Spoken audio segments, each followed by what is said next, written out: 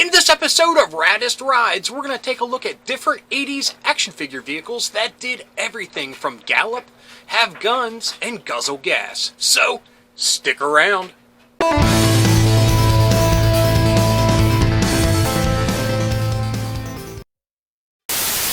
Hello fellow dorks and dorkettes, and welcome to Nostalgia Syndrome. My name is Rob, and in this episode we'll be taking a look at more of the raddest rides in 80s action figures.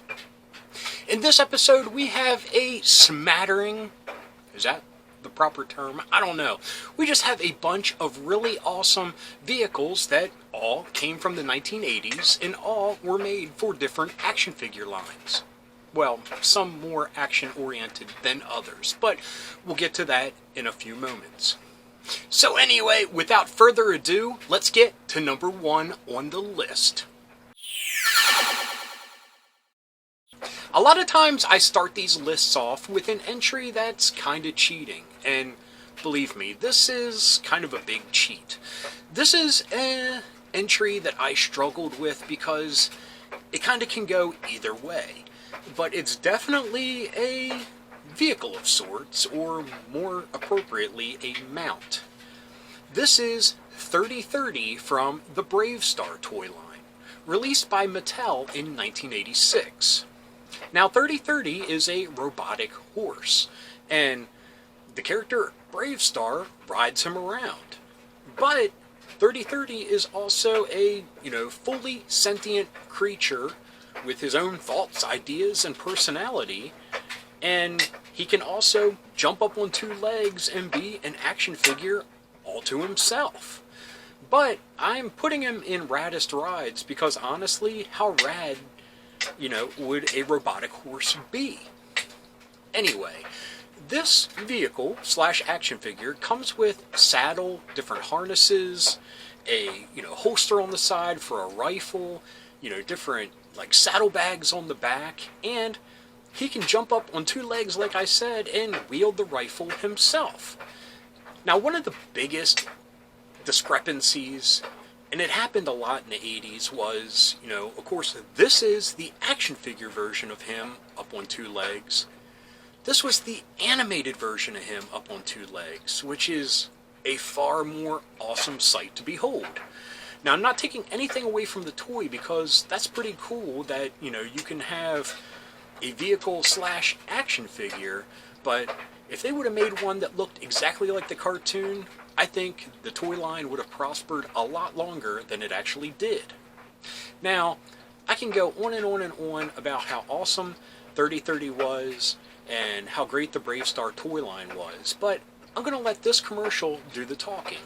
And also, Tex Hex's vehicle of choice, the Skullwalker, also makes an appearance in this commercial, but we talked about that awesome ride many moons ago. But anyway, enjoy this commercial. Now Tex Hex attacks with a new kind of evil. Bravestar! My Skullwalker will stomp you flat, Bravestar! Skullwalker 3030 Bravestar and Tex Hex Zone 7. 3030 can stand up to your evil, Tex Hex! I'll transform Skullwalker and attack from the air. Use your blaster cannon to stop him, 3030.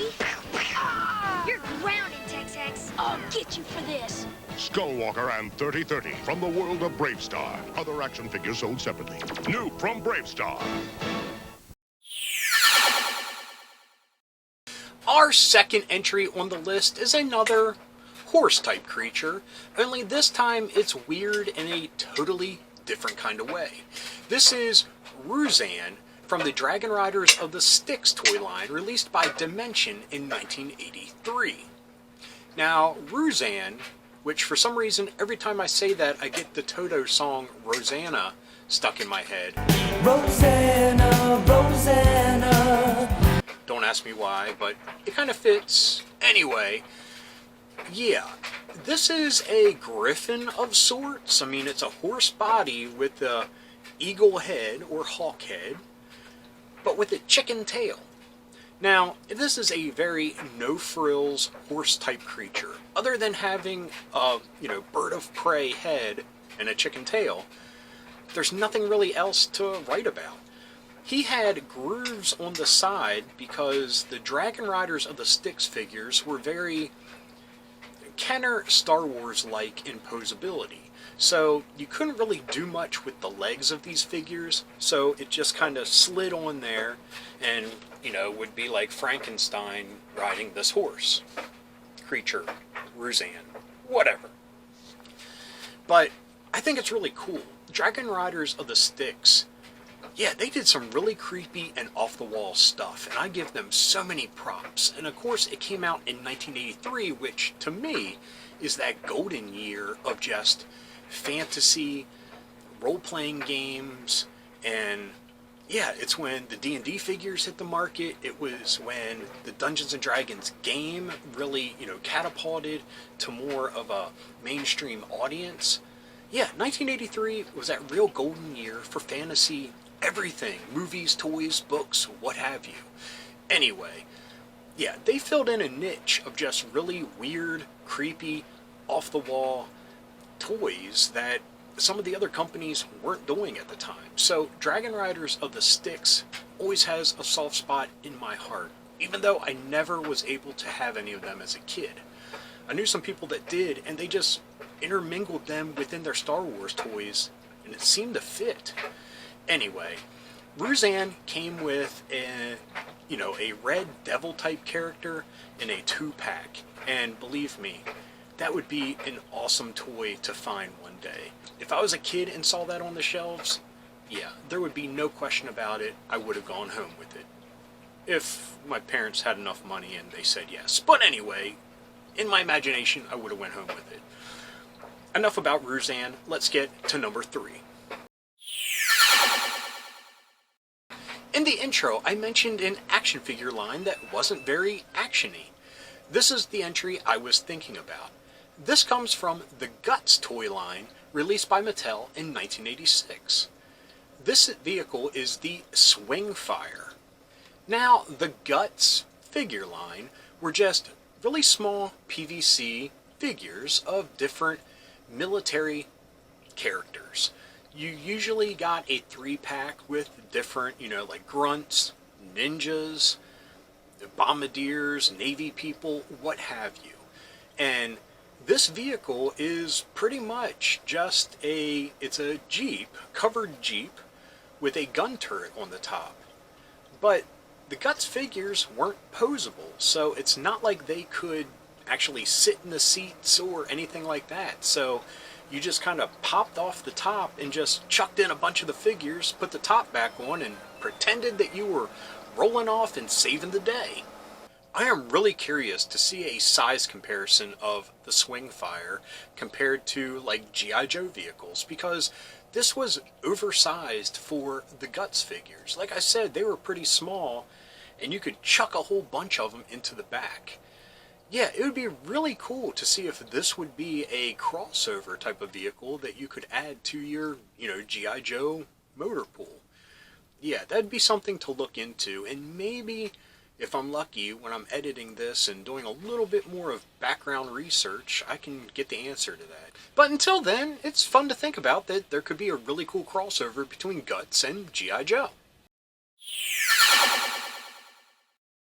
Now, our next entry is definitely something that you could have used for your G.I. Joe figures, and it would have fit in perfectly, especially with the Battle Force 2000 side of things, because of its ultra-futuristic design.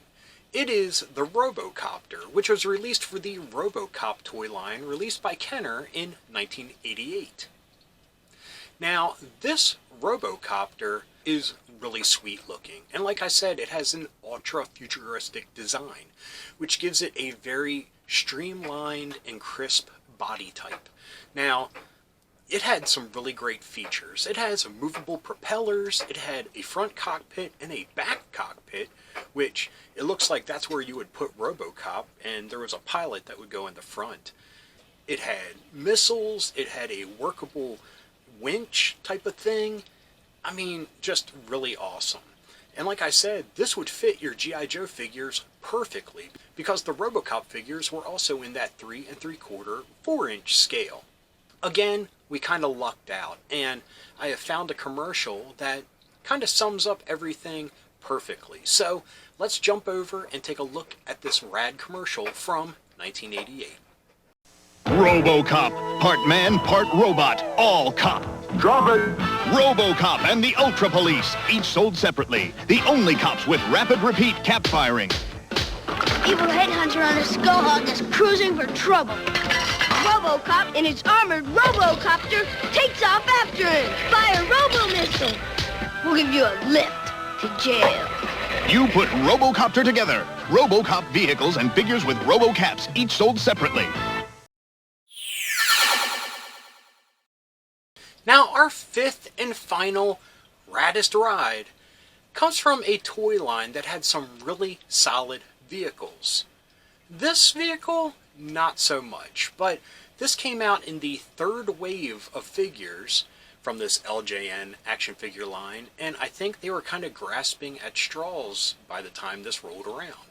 Anyway, this is the Stunt Runner, released for the Thundercats toy line by LJN in 1987. The Stunt Runner was part of, like I said, the third wave of Thundercat action figures, and was part of the Transporters vehicle line, which were just like strapped on vehicle accessories, if you will, albeit much bigger than like the vehicle accessories we saw from G.I. Joe and things like that. Anyway, the Stunt Runner is pretty much you strap a Thundercat figure into it, which on the box they put Svengali, which, yeah, looking at this picture, I mean, how far is he off the ground? We'll say 10 foot, 8 foot off the ground, and he just has his little hammer. How's he going to hit anyone with that hammer all the way up there? I mean, that's pretty much the worst character you could put in that seat. If it was Tigra, he could still, you know, whip people. Panthro, he could run by with his nunchucks. But just that poor dude with his little hammer. Yeah. But anyway, the Stunt Runner had an action feature that you could squeeze the back and the legs would move, which is pretty cool. And I love the design of the legs and the feet because it's a very reminiscent of an ATST from Kenner's Star Wars line. So even though it's many years after the fact, I think they took a healthy dose of inspiration from that awesome vehicle. Now, I don't mean to diss this vehicle or even Svengali. He's a pretty cool character, but I just don't think the two go together. I mean, Lino with a huge sword, Chitara with a bow staff, I mean, anyone with a longer reached weapon. But just him and his little hammer, I feel sorry for him. I mean, he's running after Jackalman or something like, come back here, I want to hit you. Yeah, that kind of sucks. I feel sorry for him. But that doesn't take away from him or the vehicle, just this scenario. But anyway, it's a pretty cool vehicle, and like I said, it came out in the third wave of the Thundercats line, and unfortunately, it didn't go much further past that. So it just kind of has a, you know, grasping at straws feel to it that a lot of companies did at that time. So I can't fault LJN. They were just, you know, following the trend. Anyway, folks, that was another round of 5 of the raddest rides in 80s action figures. I love them all. I may joke about them. I may, you know, point out some shortcomings, but I love them all. And when I was a kid, I would have loved any and all of them under the Christmas tree, in my toy box, in my backyard, what have you. I would have had so much fun with all of them. And yeah, with adult eyes looking at like the Robocopter, that would be so awesome to add to a G.I. Joe collection because it would fit in perfectly. Like I said, with the kind of like the Battle Force 2000 side of things with that, you know, more ultra futuristic design. Now, I know Battle Force 2000 isn't a beloved offshoot of G.I. Joe, but I was a fan because it was one of the actual, you know, figure sets that my parents got me, probably because they're on clearance. But anyway, Thank you so much for watching. I hope you enjoyed this episode. Please give me a thumbs up. If you got something to say, please leave a comment. I love reading them, and I love getting back to everybody. And if you're new around here and you enjoyed this, or any of the episodes that YouTube is recommending down here, please hit subscribe. And if you hit that little bell icon, you'll be notified whenever there's a new episode. So anyway, until next time, keep being rad, and stay dorky.